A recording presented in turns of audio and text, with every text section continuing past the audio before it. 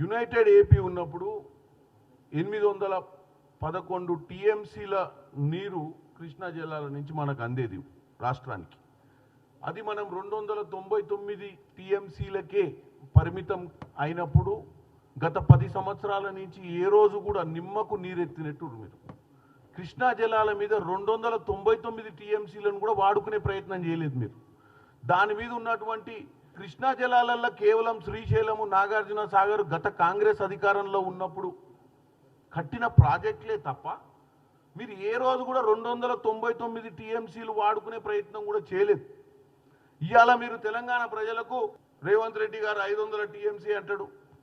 500 TMC ఎక్కడ?